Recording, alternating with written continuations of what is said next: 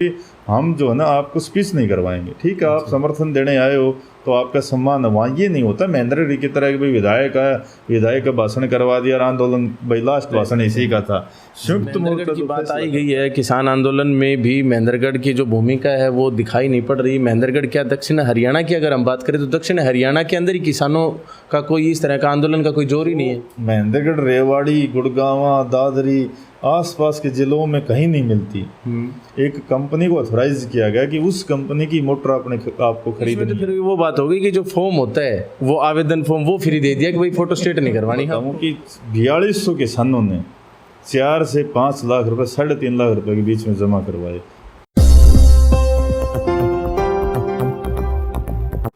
Hello friends, कैसे हैं आप सभी। मैं Shamsher Kaushik India news point पर एक बार फिर से आपके समक्ष उपस्थित हूँ। हर बार हम जब भी यहाँ आते हैं, जिस जगह पर हम बैठे हैं, ये जगह स्पेशल जगह अपने आप में, क्योंकि यहाँ पर महेंद्रगढ़ विधानसभा क्षेत्र से संबंधित समस्याओं के प्रति आवाज़ उठाई जाती है।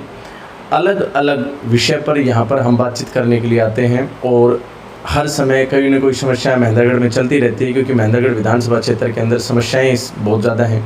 और सड़क पर जिन्होंने बातें की, जिन्होंने भ्रष्टाचार मुद्दे पर भी खुलकर बातें करी, उनके साथ हम बैठे हैं। और भी बहुत सारे ऐसे मुद्दे हैं शहर के, जो शहर नहीं, विधानसभा क्षेत्र को भी छोड़ो आप, जिले की, क्योंकि महेंद्रगढ़ जिले के नाम को लेकर भी इनके कई बार जो वार्तालाप होते हैं, जो पत्राचार होते हैं अधिकारियों से, सीएम साहब को भी इसी तरह ट्वीट करके टक्कर दे देते हैं। और दूसरे जो उप मुख्यमंत्री जी हैं उनको भी मतलब कि आपने हमारा इंटरव्यू देखा होगा, उसमें भी इन्होंने बहुत कुछ सुनाया। तो जिनकी मैं बात कर रहा हूँ, जो विपक्ष के रूप में महेंद्रगढ़ जो अपना ज़िला है, महेंद्रगढ़ शहर जो है, महेंद्रगढ़ विधानसभा क्षेत्र जो है, ख़ास तौर पर यहाँ पर विपक्ष के तौर पर जो एक्टिव रहते हैं, कुलदीप सरताज जी, जो कुलदीप यादव जी हैं लेकिन कुलदीप सरताज के नाम से जो पॉपुलर हैं, कुलदीप सरताज जी जो हैं इसलिए कहा जाता है इनको ज़्यादातर क्योंकि सरताज ग्रुप के ये पीआरओ हैं। तो सरताज ग्रुप के पीआर होने की वजह से कुलदीप सरताज जी के नाम से ज़्यादा पॉपुलर हैं। कुलदीप यादव जी के साथ आज हम बैठे हैं और ख़ास एक इंटरव्यू करेंगे, साथ में बैठे हैं। आपका बहुत बहुत स्वागत है इंडियन न्यूज़ पॉइंट पर। थैंक यू आपके सभी दर्शकों। हम कोई विषय, किसी भी विषय पर बात करने के लिए आते हैं तो आप अपने खुलकर विचार रखते हैं, तो आज भी हम ये चाहेंगे कि आप अपने खुलकर विचार रखें, क्योंकि आज जो हमारा मुद्दा है वो मुद्दा है किसानों से संबंधित। फसलें काफ़ी ख़राब हो रखी हैं, ऐसा कुछ आपने पोस्ट भी डाला कि सोशल मीडिया पर कि जल्द से जल्द सरकार मुआवजा दे अपने यहाँ के किसानों को। तो किस तरह की मांग है, किस तरह के फसलों के बारे में आपने ये डिमांड रखी है? देखिए, आपने पहली बात तो ये कही कि खुल के विचार देने जी, तो आपको इस बात से आप वाकिफ हो गए, ऐसा कोई मुद्दा नहीं है जिस पे मैंने खुल के विचार नहीं दिए हों। जो भी बात होती है उसका पूरा यहाँ स्पष्टीकरण होता है, चाहे वो किसी भी बात की। हाँ, अब बात भ्रष्टाचार का भी आपने बहुत ही खुल के बताया और उससे लोगों को जानने को मिला कि भ्रष्टाचार एक्चुअल में किस प्रकार से होता है। मतलब जो धरातल की बातें हैं, जो नेताओं के पास आपको नहीं मिलेंगे, आरोप प्रत्यारोप वाली बातें तो अक्सर मिल जाती है। कांग्रेस बीजेपी पर आरोप लगा दिया, उसने उस पर लगा दिया, लेकिन जो रियलिटी में क्या होता है वो मैंने आपको बताया था। अब बात करते हैं कि जैसे किसानों की, तो किसान देखो देश का अन्नदाता होता है और हर पार्टी जो रिश्ता में रहती है वो कहती है कि किसानों की आय दोगुनी करेंगे, किसान अन्नदाता है। और जो भी चुनाव लड़ा जाता है, चाहे वो कांग्रेस पार्टी लड़ती हो, चाहे भाजपा पार्टी लड़ती हो, जो विपक्ष में होती है, तो सबसे बड़ा जो मुद्दा होता है राजनीति में किसानों को लेकर होता है। चाहे वो अनेक प्रलोभन उनको जो दिए जाते हैं कि सरकार बढ़ने के बाद में ये पार्टी ये करेगी, ऐसे करेगी, वो करेगी। अब बात कर लेते हैं वर्तमान हालात की। तो वर्तमान में जो क्या कि अब की बार बारिश आप देख रहे हो कि सितंबर महीने में पहली बार ज़्यादा बारिश हुई है कई सालों के बाद में जी। पहले क्या होता था, लगभग अगस्त लास्ट तक जो है ना बरसात का मौसम ख़त्म हो जाता था और किसान अपनी फसल को, चाहे वो बाजरे की हो, सरसों तो अब बिजाई होगी, कपास की है, गवार की है, अन्य जो भी मूंग की फसल है, तो उनकी कटाई का ये सीजन है। और अब की बार क्या हुआ कि जो कटाई के सीजन में भारी बरसात हुई है, और जो अब ये 2 दिन पहले जो बारिश हुई है उसमें आपने देखा है कि जो बाजरे की फसल बिल्कुल पक कर तैयार हो रही थी, कपास की फसल की जो है ना चुगाई चल रही थी, वो मतलब बड़ा नुकसान हुआ उसमें। तो सरकार से खेतों में पानी भर गया। हाँ, जो पानी भर रहा है, बाजरे के जो सिट्टे हैं वो ऊपर तैर रहे थे, ऐसा जहाँ का जैसे कि काफी किसान खेतों में लगे हुए थे और बारिश एकदम उसी दौरान आ गई, तो किसान एज ए पोजिशन में जहाँ था वो वहीं का वहीं रह गया। तो जो अंत जैसे भी पड़ा था वो खेत में रह गया। तो किसी किसान को तो 100% भी नुकसान हुआ है, बाकी 50 से 60% की एवरेज लगभग पूरे एरिया में हमारे ज़िले में है कि जहाँ नुकसान हुआ है।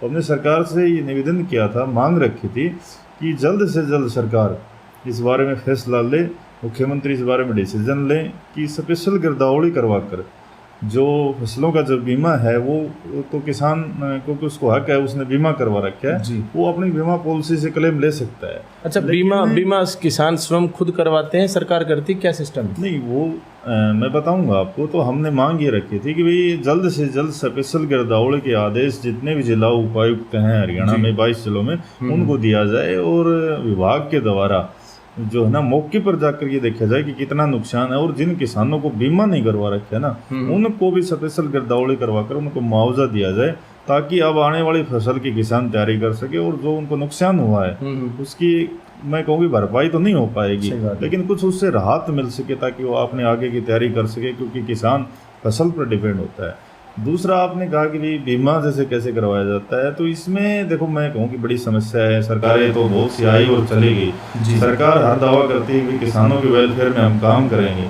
लेकिन हकीकत आप देखोगे तो ये दावे तो कितनी भी पार्टियां सत्ता में रही हों किसान से प्रत्यक्ष रूप में नहीं पहुँच पाए। अब जैसे बीमा पॉलिसी चला रखी है, इसमें होता क्या है, पहले तो क्या होता था कि जिन भी किसानों का बैंक में अकाउंट है, जिनका केसीसी बना हुआ है, उसमें ऑटोमेटिक उनका बीमा हो जाता था। अच्छा, फिर इस पे शिकायतबाजी हुई भी, कम से कम ये तो ना हो कि जो नहीं करवाना चाहता हो, यानी ये मान के चलो कि आपने केसीसी ले रखा है लेकिन आप फसल पैदा नहीं करते तो आपका तो वेस्ट जा रहा है। हाँ, बिल्कुल सही बात है। जिन्होंने फसल उगाई नहीं है तो वो बीमा क्यों करवाएगा? तो कम से कम उसका हाँ या ना का तो एक वेरिफिकेशन होना चाहिए कि आपने फसल उगाई है कि नहीं उगाई, करना है ना करना चाहिए। उसके बाद में सरकार मतलब मैंडेटरी की बजाय ऑप्शनल कर दिया भी, हाँ ना आपके पास कॉल आएगा भी आपका करना है तो कर देते हैं। ये है कि कोई फार्म नहीं भरवाया जाता, ऑटोमेटिक आपके अकाउंट से पैसे कट जाते हैं और पैसा आपके पास मैसेज आता है। उसके बाद में सबसे बड़ी जो मिस्टेक है, सबसे बड़ी जो किसानों की समस्या वो ये है कि बीमा होने के बाद में किसी भी किसान को पूरे हरियाणा में जो भी बीमा कंपनी करे किसी को पॉलिसी नहीं मिलती।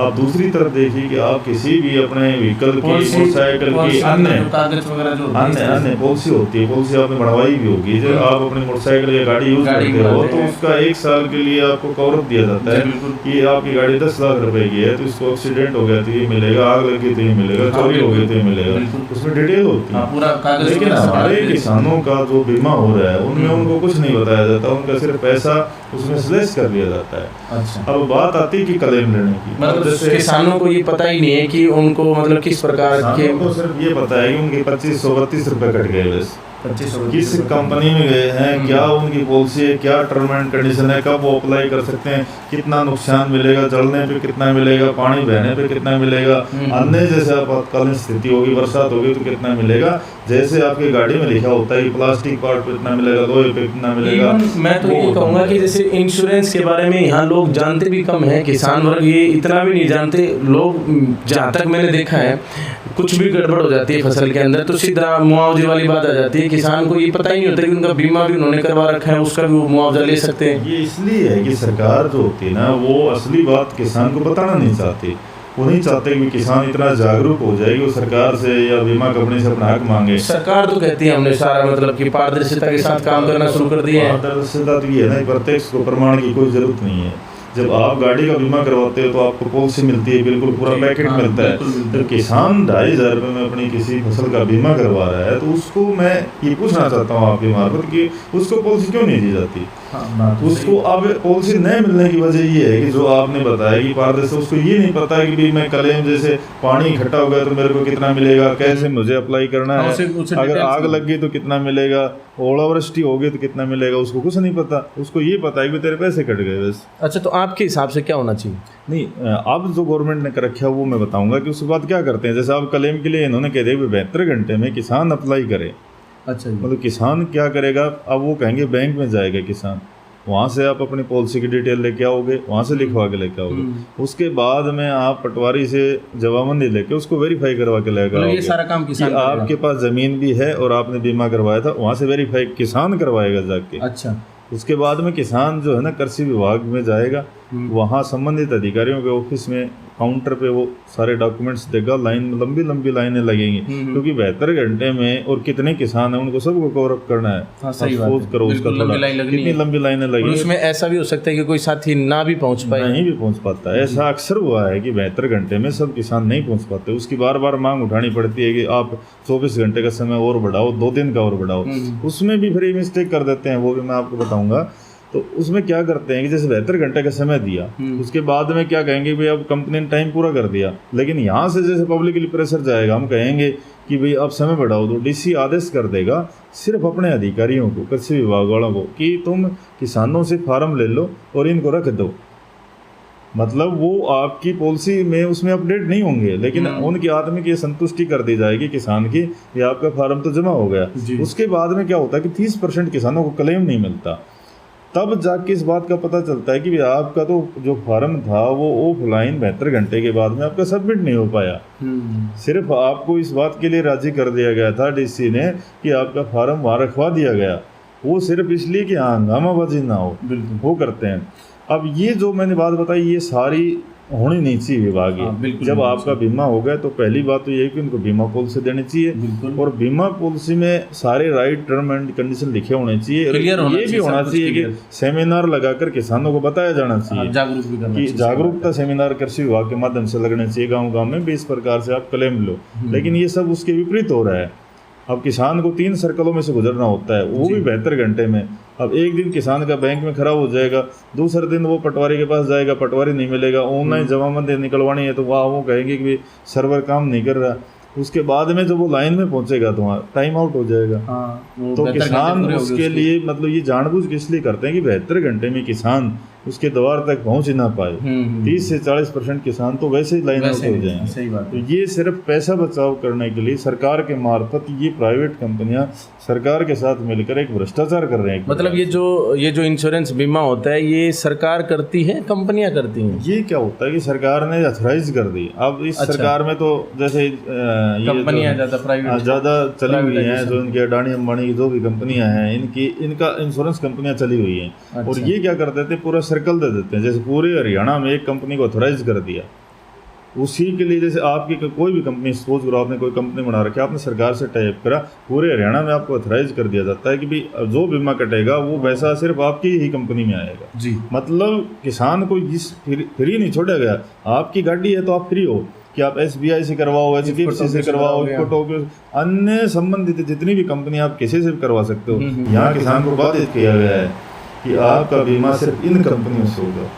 तो ये सबसे बड़ा सवाल है कि उन्हीं कंपनियों को क्यों, अगर फसल बीमा योजना है तो जो कंपनियां मार्केट में है उनको सबको आप मार्केट में रहने दो ना। सिर्फ एक कंपनी को आप ग्रोथ करवा रहे हो, बाकी को आपने लाइट आउट कर दिया, जबकि टर्म एंड कंडीशन तो सारी के लिए बराबर है। तो ये क्या होता है कि ये कंपनियों से कमीशन लेके भ्रष्टाचार किया जाता है कि इसको सारा पैसा हरियाणा का, अब सोच करो कि कितने किसान हैं, उसका टोटली पैसा बहुत 1000 करोड़ रुपए कंपनी के पास चला जाता है और उससे कमीशन दिया जाता है। तो इसमें ये जो सर्कल है किसान को बुलाने का गलत है। दूसरा, अगर बीमा कंपनी जैसे उसको पॉलिसी नहीं भी देती है, अब सरकार फिर भी किसान का वेलफेयर चाहती है, तो इसमें एक समाधान और भी है कि आपने बीमा करवाया जी। महेंद्रगढ़ में जितने भी बीमा हो, इसको महेंद्रगढ़ सब डिवीजन में 15,000 किसानों ने बीमा करवा लिया, वो टोटली रिकॉर्ड जो है ना वहाँ चला जाता है। हाँ, और उनके गवर्नमेंट के पास, उनके पास ऑफिस है। और आज ओलावृष्टि होगी और सरकार ने ये कह दिया कि भाई आप फटाफट जो है इसको क्लेम दो। बाकी सरकार का इसमें रोल नहीं होता है। नियमित कंपनियां, उसमें ये है लीगली रूप से लिखा हुआ है कि अगर आपके पर्टिकुलर एक खेत में भी कोई प्रकृति की आपदा आ गई, कई बार ऐसे हो जाता है कि थोड़े से एरिया में ओलावृष्टि हो जाती है, उसके लिए जरूरी नहीं पूरे जिले में मिलेगा। आप उसको ऑनलाइन सिर्फ अपना जो आपका किला नंबर है उसके मार्फत कर सकते हो। जैसे आपकी गाड़ी का अकेले का एक्सीडेंट हुआ है, आप अकेले क्लेम ले सकते हो। उसी प्रकार अगर किसी 1 एकड़ फसल में नुकसान हुआ है तो उस बीमा में ये लिखा हुआ है कि वहाँ आप ऑनलाइन उस पर करो, वो 72 घंटे के अंदर आप अप्लाई कर दो, कंपनी को ये बता दो कि मेरा नुकसान हुआ है, वो सर्वे करके ले जाएंगे। लेकिन ये सब बातें जो है ना बताई नहीं जा रही। और दूसरा ये अगर नहीं भी बताई जा रही तो मैंने बताया कि सपोज करो महेंद्रगढ़ में 15,000 किसानों ने बीमा करवाया, सरकार के पास टोटल रिकॉर्ड है, और सरकार किसानों का वेलफेयर चाहती है। जब आपने बीमा करवा लिया, आपकी जमीन थी तभी बीमा हुआ। देखो सीधी और स्पष्ट बात है, आपके किला नंबर पे आपने मेरी फसल मेरा ब्यूरो रजिस्ट्रेशन करवाया कि मैंने इसमें बाजरा बोया हुआ है, उसी आधार पे आपने बीमा करवा लिया। दोनों बात वेरीफाई हो गई है कि आपके फलाना किला नंबर पे बाजरा है और आपका सारा रिकॉर्ड विभाग के पास चला गया और इन्होंने क्लेम देना है कंपनियों ने, तो क्यों ना सरकार जो अब कृषि विभाग के अधिकारी हैं उनको सीधा ये बोले कि मेदड़ सब डिवीजन में जितने भी जो क्लेम जो लगा रखे हैं उनकी सारी की फाइल बनाकर बीमित कंपनी के पास भेज दो और उनके सर्वर आएंगे और पूरे सब डिवीजन सर्वे करके ले जाएंगे। जहाँ नुकसान है वहाँ वो ठीक लिख देंगे, नहीं है तो ना लिख देंगे। लेकिन ऐसा होता नहीं है। वो तो विपरीत रहा है कि किसान को 3 ऑफिसों में घुमाया जा रहा है। 3 ऑफिस में 72 घंटे में डॉक्यूमेंट समय भी बाउंड कर देगा, 72 घंटे में करके। अच्छा, एक मुआवजे की आपने बात कही कि जैसे मुआवजा मिल जाएगा, बीमा के माध्यम से मिल जाता है, एक लोन फैसिलिटी भी तो सरकार देती है कि आप केसीसी बनवा लो, केसीसी के फायदे भी होते हैं, वो क्या सिस्टम है? नहीं, वो इससे भी बड़ा जो है भ्रष्टाचार का एक कॉलम है ये। अच्छा, नहीं होता, ये भी भ्रष्टाचार का एक कॉलम अपने आप में। सरकार क्या होती है कि कोई भी सरकार, मैं आपको स्पष्ट फिर कह रहा हूँ कि किसानों के हित में काम नहीं करती। अब आप देखिए कि ये किसान क्रेडिट कार्ड एक योजना काफ़ी वर्षों से चली हुई है, केसीसी ये पुरानी सरकारों से चली हुई है।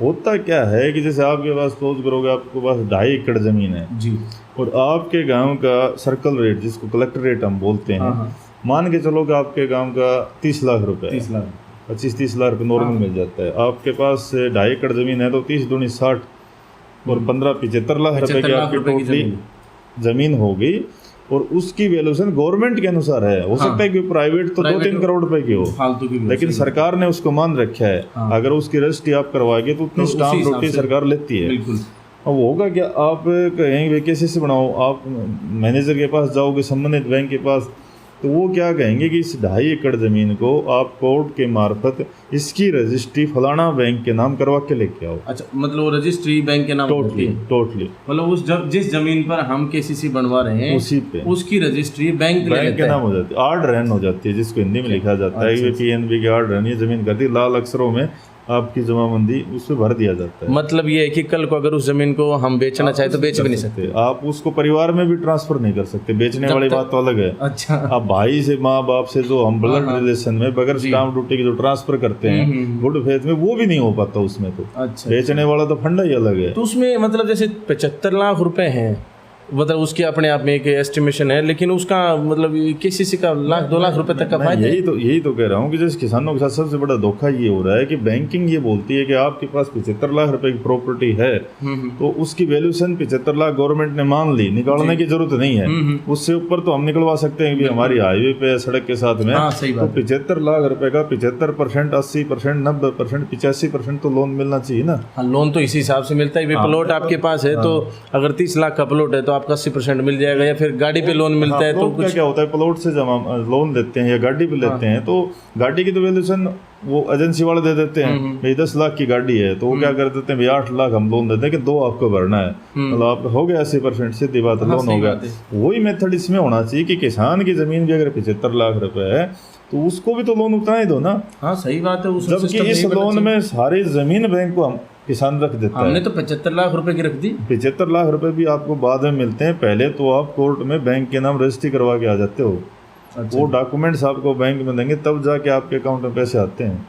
कमाल की बात। पहले तो आपको सारा आर्डर, तो मतलब केसीसी भी कहीं ना कहीं मतलब अपने आप में नुकसान का सौदा हो गया, क्योंकि हमारी जमीन जो है वो वहाँ पर क्या आरन क्या बोलते हैं वो हो जाती है। और तो उसमें क्या होता है कि बाकायदा किसी कारणवश कोई जमींदार उस केसीसी को क्लियर नहीं कर पाया और 80,000 रुपए का उसने सिर्फ केसीसी बनवा रखा है, जमीन है उसकी 50 लाख रुपए की, तो उस बैंक 80,000 में सेल करेगा, वो तो उसने अपने नाम 80,000 में अलॉट कर ली। तो आपकी जमीन तो 50 लाख वाली 80,000 में गई, अगर किसी कारणवश आप नहीं भर पाए। हाँ, मतलब जैसे बंदे ने केसीसी पर लोन ले लिया 80,000 रुपये, 2 लाख रुपए, 1 लाख रुपए, जो भी उसकी लिमिट है उसके हिसाब से कुछ भर दिया, कुछ नहीं भर पाया, तो वो जमीन की कुर्की कर सकता है। वो बोलते हैं ना, मतलब बोली लगा के बेच सकता है उसको, बैंक उसको लगाएगा। अगर आप नोटिस देने के बाद में रिकवरी नहीं कर पा रहे किसी कारणवश, तो बैंक सिर्फ उसको 80,000 रुपये में अधिकार है। उसको अधिकार तो आप उसी दिन दे दिया था जिस दिन आपने रजिस्ट्री करवा दी थी।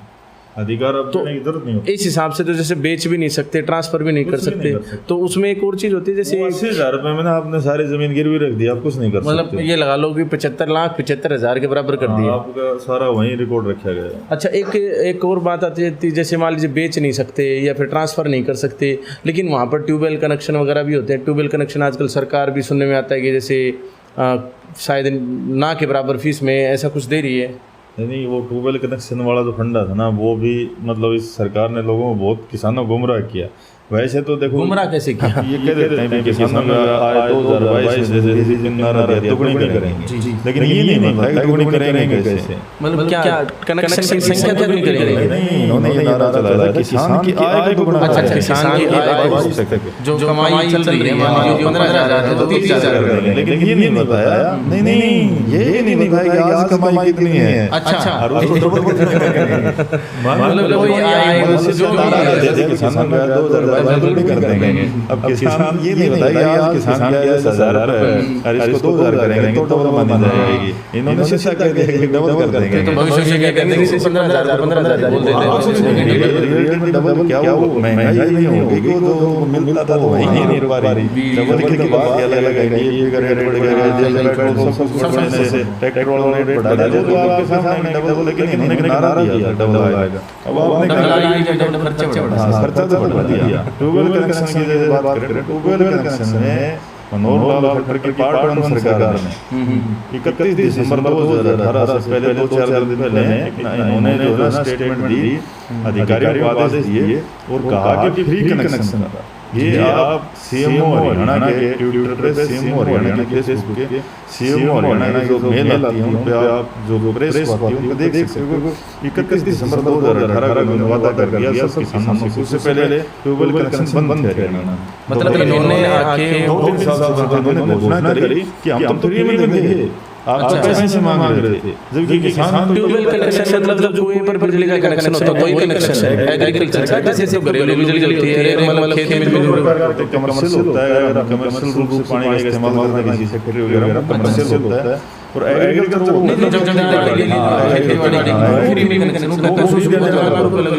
फ्री देने का वादा नहीं है कि 31 दिसंबर से पहले इसके ऑनलाइन डॉक्यूमेंट जमा करा था, समय भी सिर्फ 2 दिन का ही दिया था। अच्छा, हो सकता है कि किसान बड़ी संख्या में हो जाते हैं।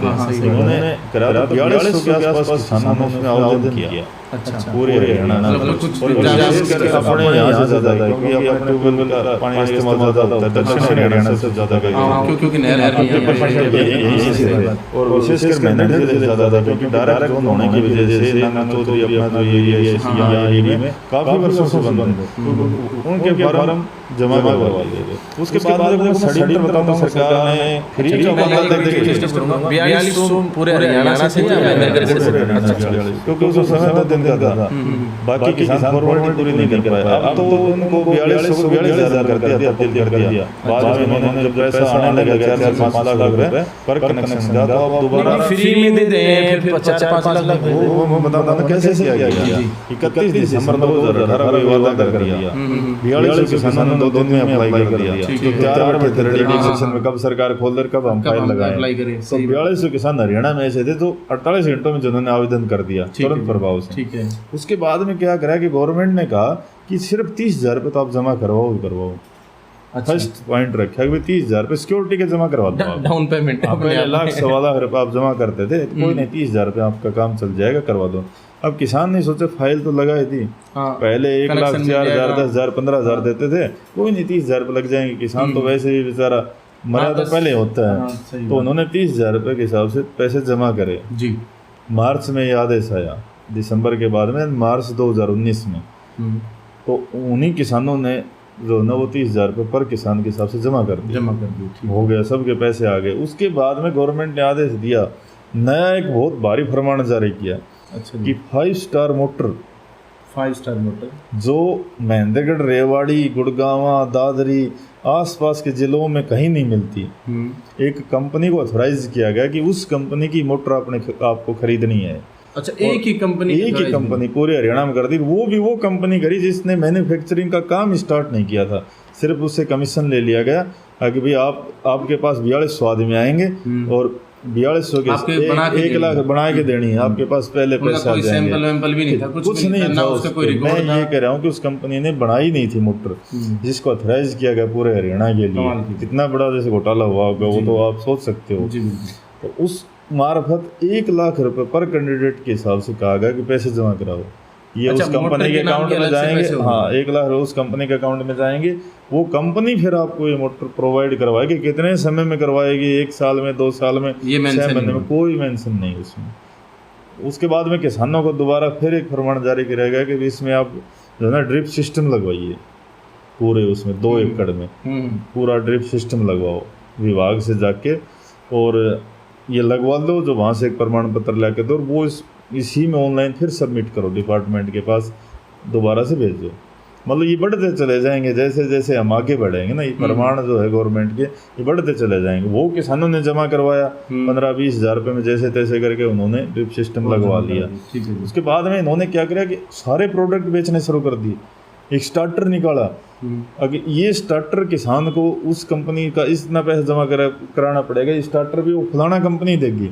ठीक है, उस कंपनी स्टार्टर के नाम के पैसे जमा मतलब मोटर भी हमारी, स्टार्टर भी हमारा, वायरिंग भी हमारी, सब कुछ हमारा, बेचेंगे किसान को। बेचेंगे। अब ये पैसे जोड़ लो, कितने पैसे बढ़ते चले गए। उसके बाद में फिर इन्होंने क्या किया कि अब एस्टिमेट बनेगा। बोला अब किस चीज़ का एस्टिमेट, जब पैसे वहाँ से वहाँ तक आपका जो ये लगेगी लाइन वगैरह केबल जो लगेगी, अभी वो एस्टिमेट तो आपका तो फ्री कहाँ रह गया फिर? नहीं, मैं बताऊंगा ना, फ्री तो आप सुनते जाओ।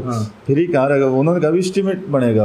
अब एस्टिमेट इन्होंने बनाया पर किसान का 2 लाख, 2.5 लाख, 3 लाख, 3.5 लाख, 4 लाख दूरी के हिसाब से पर किसान का रिकॉर्ड है ये एस्टिमेट बनाया। अब एस्टिमेट का पैसा, मोटर का पैसा, ड्रिप सिस्टम का पैसा, स्टार्टर का पैसा और 30,000 रुपये सिक्योरिटी का पैसा। तो इसमें तो फिर वो बात होगी कि जो फॉर्म होता है वो आवेदन फॉर्म वो फ्री दे दिया कि भाई फोटो स्टेट नहीं करवानी है आपको, वो भी फ्री नहीं मिला। वहाँ भी किसानों ने 200, 400, 500 रुपये जैसे तैसे पैसे करके वो फॉर्म दिया था। फ्री तो कुछ मिलता है नहीं इस देश में। नहीं तो फिर फ्री मतलब खट्टर सरकार कह रही है कि जी हमने फ्री किया। मैं आपको बताऊं कि 4200 किसानों ने 4 से 5 लाख रुपए, 3.5 लाख रुपए के बीच में जमा करवाए। फर्स्ट पोजीशन की जो स्टेज थी उसमें ये पैसा जमा हुआ किसानों का। ये पैसा जमा होने के बाद में 2 साल बाद कनेक्शन मिले।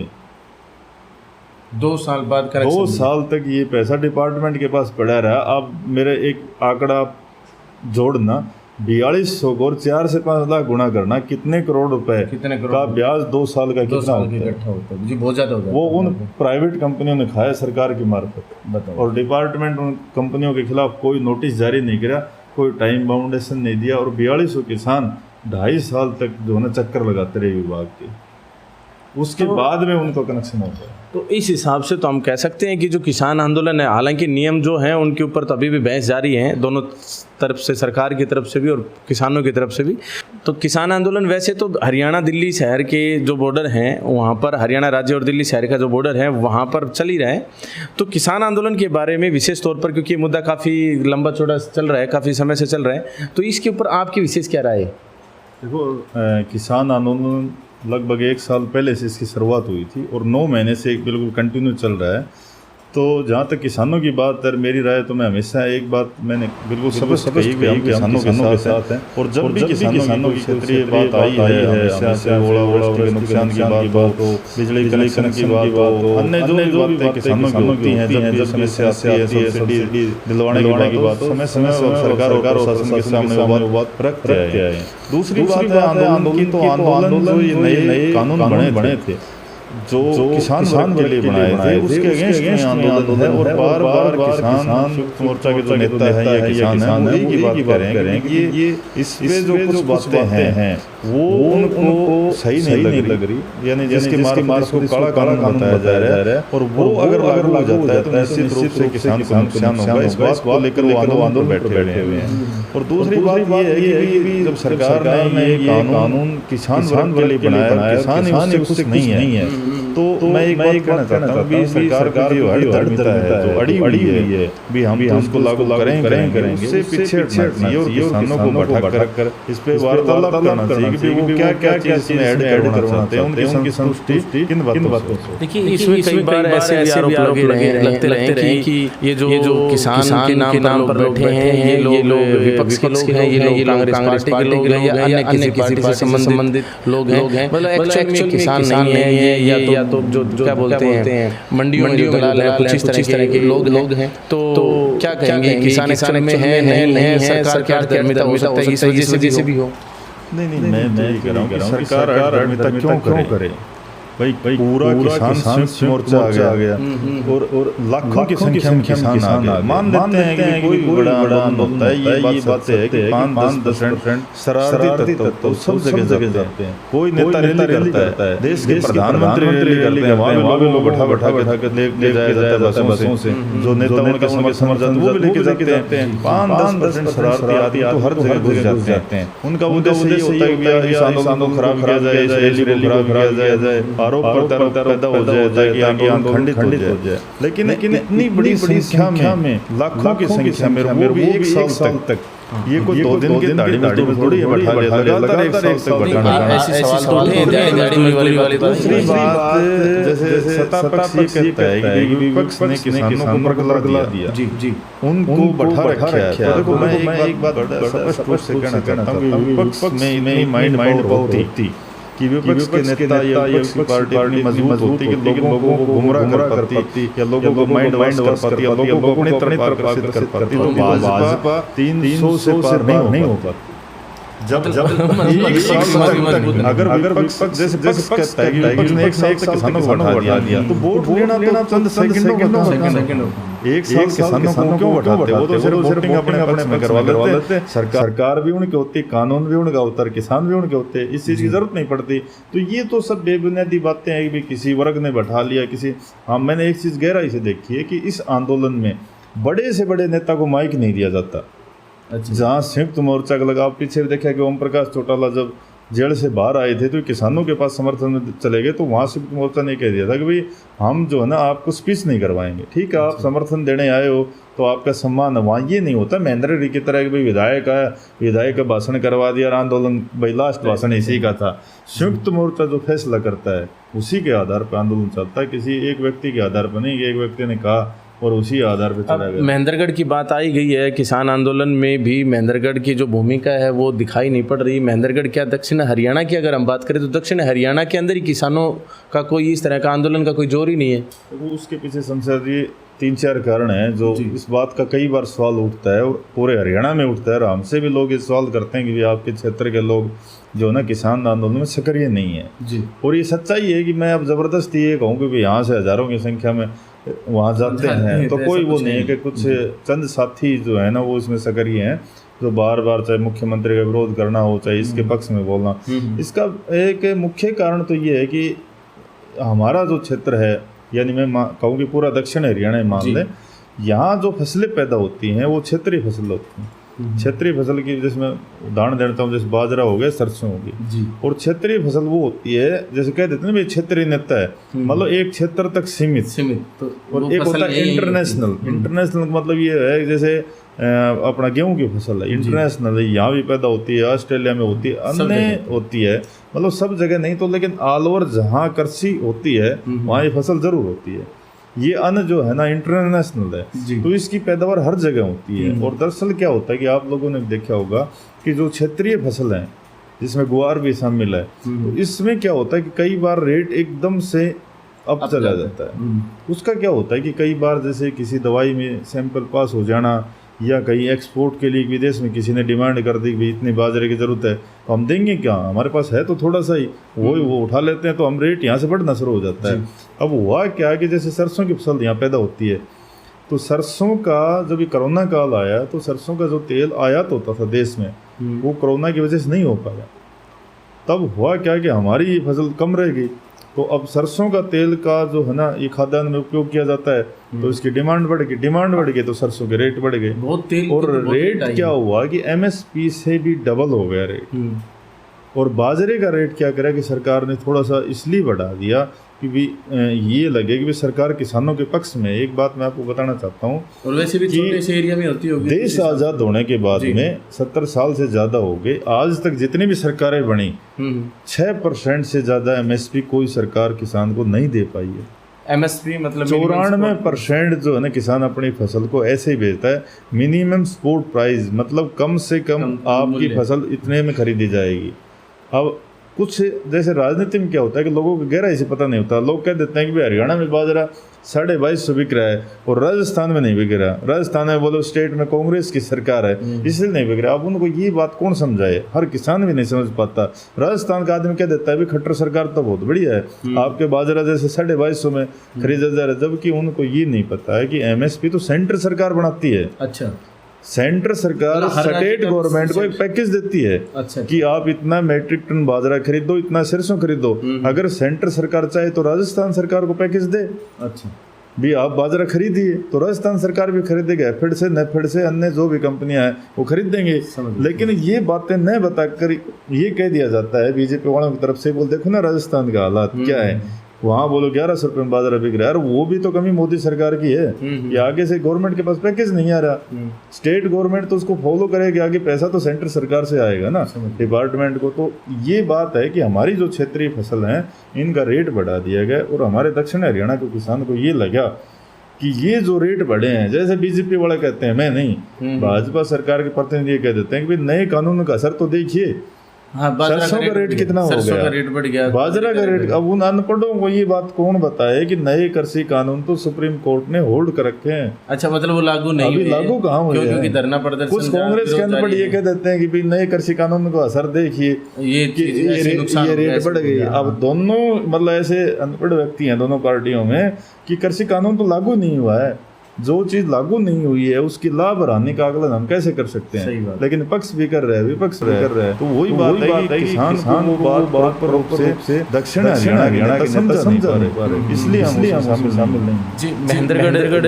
जिले की हम बात तो महेंद्रगढ़ जिले के अंदर वैसे तो बहुत सारी चीजों में पिछड़ापन है, अलग मुद्दे पर हम बात कर चुके हैं, सड़क वगैरह इन सब पर। लेकिन एक किसानों से संबंधित मुद्दा था कि थोड़े दिन पहले आपने मुद्दा उठाया भी था कि सब्सिडी यहाँ के लोगों को बाकी सारे पूरे हरियाणा राज्य मिल गई। हाँ बिल्कुल, ये मुद्दा 2019 से चला हुआ है। जी, इसमें क्या होता है, कृषि यंत्रों में जो सब्सिडी मिलती है, मतलब पैकेज में सवाल जो एग्रीकल्चर में किए जाते हैं, और वो उन्हीं किसानों को दिए जाते हैं जिनके नाम जमीन होती है। ये नहीं कि कोई भी आदमी गया किसान हो, उसके लिए जमीन होनी जरूरी है, नहीं हो सकता। अगर आप जमीन है तो आप किसानों को मिलेगा।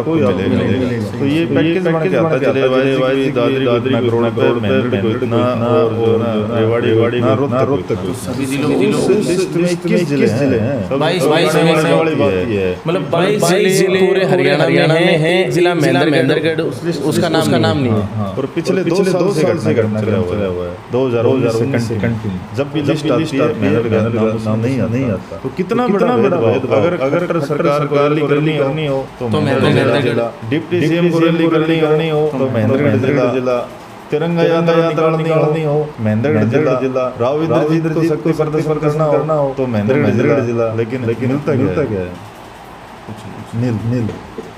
तो चलिए देखिए काफी बातें हैं, और बाकी आपने काफी अच्छे तरीके से जो किसानों से संबंधित हैं उनको उठाया, उनके बारे में बातचीत करी, अपने विचार भी रखे, और काफी कुछ आम जनता को भी बताया, हमारे दर्शकों को बताया कि किस प्रकार से इसके अंदर कहीं कनेक्शन से संबंधित घोटाले हो रहे हैं, कहीं पर कुछ हो रहा है, कहीं पर कुछ हो रहा है। और अभी तो चौंकाने वाली बात आपने बताई थी कि 22 जिलों में से एक जिले का नाम यहाँ पर नहीं है, जो महेंद्रगढ़ है, उसके किसानों को सब्सिडी मिलती है। तो इस प्रकार की अनेक ऐसी समस्याएं हैं जिनके ऊपर अगर हम विचार विमर्श करें तो लंबा खींच सकता है। लेकिन आज बस इतना ही। और इंडियन न्यूज़ पॉइंट के दर्शकों से मैं अनुरोध करूंगा कि वो जागरूक बने, संबंधित जो भी आपसे संबंधित किसान भी हो सकते हैं, हम भी किसान हो सकते हैं। तो इस वीडियो को ज़्यादा से ज़्यादा शेयर करें, लोगों तक पहुँचाएं। कुलदीप सरताज जी ने जी क्लेम चला हुआ है ना, तो उसके लिए थोड़ा सा चैनल के माध्यम से ये लोग अब गाइड करो, ये जो जिनके पास इंश्योरेंस इंश्योरेंस वो लोग बैंक में जा रहे हैं और उसके बाद में जमाबंदी निकलवा रहे हैं, उसके बाद में कृषि विभाग में जा रहे हैं। आप ज़्यादा लोग ये करो कि वहाँ जाने की नहीं है। अगर परिवार में कोई पढ़ा लिखा व्यक्ति या स्वयं अगर फोन इस्तेमाल कर रहे हैं तो प्ले स्टोर में क्रॉप इंश्योरेंस करके एक ऐप है, क्रॉप इंश्योरेंस करके उस ऐप को आप डाउनलोड करिए। उसके बाद में बैंक से आप फ़ोन करके टोल फ्री नंबर पे आपका जो बीमा नंबर है सिर्फ 10-12 डिजिट का जो आता है सिर्फ वो ले लीजिए और उस क्रॉप इंश्योरेंस को ओपन करके उसमें फसल का नुकसान का जैसे मांगा जाएगा कि आप नया करना चाहते हैं नुकसान में, तो क्रॉप नुकसान में जाकर आपको सिर्फ पॉलिसी नंबर डालना है, आपका पूरा स्टेटस उस पर नाम, गांव, किला नंबर, कितने रुपए आपके जमा हो सब आ जाएगा। उसके बाद में आपको जैसे सपोज करो आपकी कपास की फसल को नुकसान हुआ है तो आप कपास की फसल उसमें एंट्री करके और वहाँ से फ़ोटो खेत से डाल के वहीं सबमिट कर सकते हो। मतलब ये जो सर्कल है ना, जो सरकार जो चक्कर लगवा रही है, इससे किसान बच सकता है अगर थोड़ा सा उनको गाइड किया जाए। और परिवार में मतलब खुद भी नहीं कर पाता तो हर परिवार में बच्चा आजकल व्हाट्सएप पे सब चलाते हैं, तो ये मैं थोड़ा सा कहना चाहूँगा कि ये 72 घंटे तक जो किसान घूमेंगे तो वो इस मैसेज के माध्यम से वहाँ न जाने के बजाय, क्योंकि वहाँ सिर्फ आत्मिक संतुष्टि होती है कि भाई हम फार्म भर के दिया है, 100% गारंटी नहीं है कि आपका फार्म वो ऑनलाइन सबमिट करेंगे और आगे जाएगा। हो सकता है कि 72 घंटे का टाइम पूरा हो जाए और 50% वो ही करेंगे। सेम एज इट इज होना है कि आप जो फार्म भर के देख के आओगे उन्होंने भी सिस्टम पे अपडेट करना है और वो काम आप अपने फ़ोन के माध्यम से कर सकते हो, आपको कहीं भी जाने की ज़रूरत नहीं है। तो ये आप ज़्यादा से ज़्यादा किसानों को इस बारे में अवगत कराएं कि इस ऐप के माध्यम से आप स्वयं अपने खेत में खड़े होके और जिस बीमा कंपनी का आपका वो पॉलिसी डालते सारी डिटेल आ जाएगी, सिर्फ फ़ोटो अपलोड करनी होती है। चलिए, बहुत बहुत अच्छी जानकारी आपने दी हमारे दर्शकों को। तो आप समझ गए होंगे कि किस प्रकार से आपको क्रॉप ऐप के अंदर जाकर अपने खेत की जानकारी देकर आप अपना ब्यौरा देकर उसमें अपने आप ही आ जाएगा वैसे वो ब्यौरा, और आप वहाँ से मुआवजा जो सरकार ने अनाउंस भी कर दिए हैं तो वो आप प्राप्त कर सकते हैं। तो विशेष बात मैं यहाँ पर ये बोलना चाहूँगा कि कुलदीप सरताज जी जो यहाँ पर महेंद्रगढ़ क्षेत्र के अंदर दक्षिण हरियाणा के अंदर जो भी समस्याएं होती हैं उनको लेकर आवाज़ उठाते रहते हैं और किसानों से संबंधित भी आज हमने इनसे बातें करी हैं। हमेशा की तरह आज भी इन्होंने बहुत ही शानदार जवाब दिए हैं, हर सवाल का विस्तृत रूप से जानकारी इन्होंने दी है। तो इनका हम इंडिया न्यूज़ पॉइंट के माध्यम से और अपने दर्शकों के माध्यम से धन्यवाद करते हैं। बहुत बहुत धन्यवाद सर आपका। धन्यवाद सभी दर्शकों को, नमस्कार। तो आप देखते रहिए इंडिया न्यूज़ पॉइंट और ज़्यादा से ज़्यादा इस इंटरव्यू को, इस वीडियो को ज़्यादा से ज़्यादा शेयर कर दीजिए ताकि लोगों तक इस तरह की जो किसानों से संबंधित जानकारी है, किसानों से संबंधित जो भी कानूनन नॉलेज है, या फिर आप कह सकते हैं कि जो अभी ऐप की एक जानकारी दी है जिस ऐप के माध्यम से मुआवजा मिल सकता है, तो इस की जानकारी लोगों तक पहुंचे और वो लोग ज़्यादा से ज़्यादा इसका फ़ायदा उठा पाएँ। देखते रहिए इंडिया न्यूज़ पॉइंट। आपसे फिर मुलाकात होगी अलग किसी वीडियो के अंदर, अलग किसी मुद्दे पर बातचीत करते हुए, किसी जगह पर या फिर किसी शख्सियत के साथ। बहुत बहुत धन्यवाद।